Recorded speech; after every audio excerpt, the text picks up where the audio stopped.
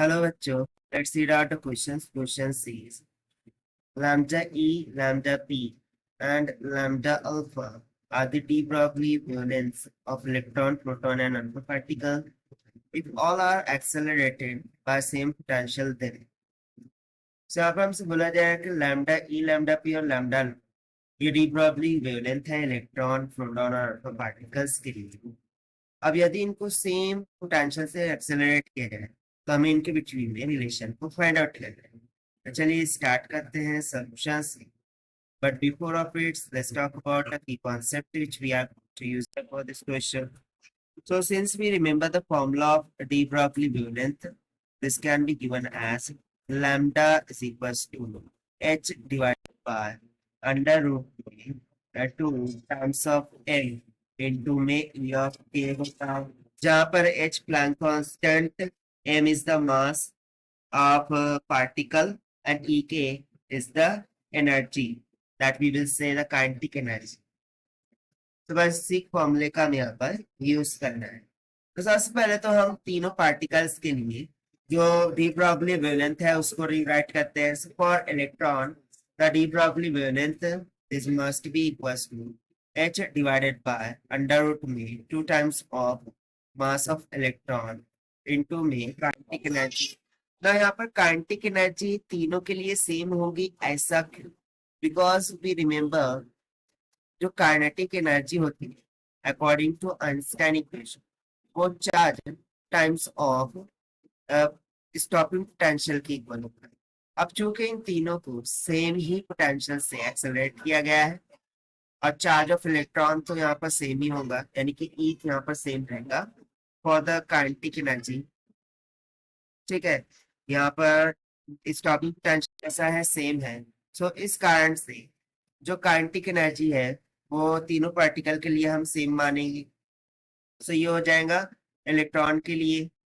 फिर उसी तरीके से यदि हम प्रोटॉन के लिए वेवलेंथ लिखे de Broglie वेवलेंथ, सो उसका फॉर्मूला हो जाएगा h divided by under root में 2 times of mass of proton into में e ऑफ k। उस तरीके से अल्फा पार्टिकल के लिए लिखे, so this will be equals to h divided by under root of 2 times of mass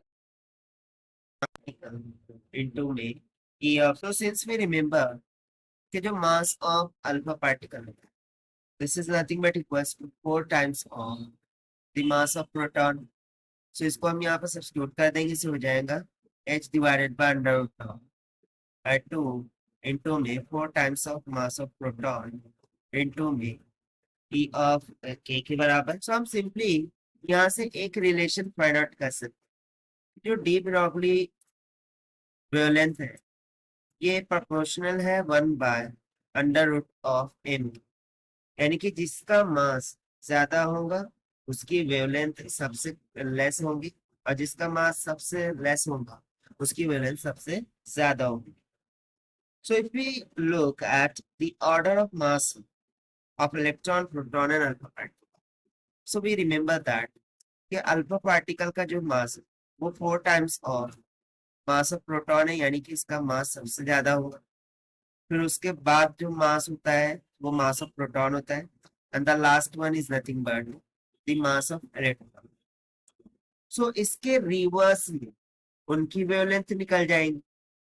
ठीक है, क्योंकि यहाँ पर हमें एक इनवर्सली प्रोपोर्शनल का रिलेशन मिल रहा है। So definitely we would say that wavelength for alpha particle will be less than 2. The wavelength of proton will be less than 2. The wavelength of electron. अब देखिए फिर यही हो जाएगा हमारा required answer for this question जो कि हमने फाइंड किया by the de Broglie wavelength concept. So according to given option, यदि हम यहाँ पर देखें so lambda E greater than lambda P greater than lambda alpha, यानी कि option D is going to be correct. क्योंकि देखिए इसका रिवर्स यदि हम करें सो रिवर्स में क्या हो जाएगा लैम्डा ई लैम्डा पी लैम्डा अल्फा तरीके से हो जाएगा रिवर्स में यदि लिखे तो। सो यही हमें ऑप्शन डी में दिख रहा है, that is option D is correct. So this is the required solution. I hope you understand. Well, best of luck, thank you.